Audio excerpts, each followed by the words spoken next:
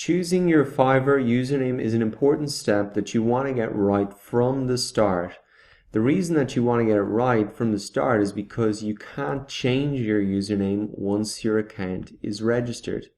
So my advice is really to just use your actual name as your username. And there's a couple of reasons why I'd advise you to do this instead of mentioning your niche or choosing a username that you don't use anywhere else online.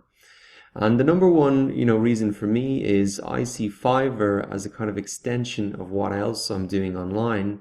So I want to keep all of my profiles consistent. I want to have the same username. And even though Dara Walsh is, especially Dara is not a name that's familiar to a lot of people, it's quite hard to say, that they're not even sure how to pronounce it.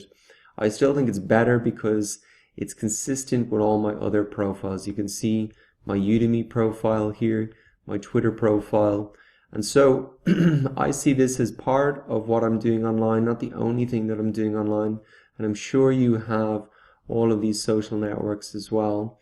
And although they might not be connected right now, you may move into Fiverr more full-time and you want everything to be consistent later on.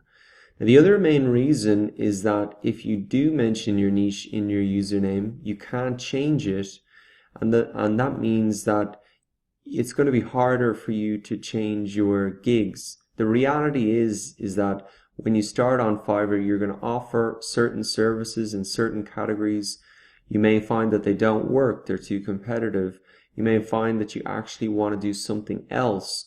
And so having a username that you've picked from the start is not really going to help you. And here is a great example of this. This guy, Book Review Stu, has commented on this very thing before and warned people about this.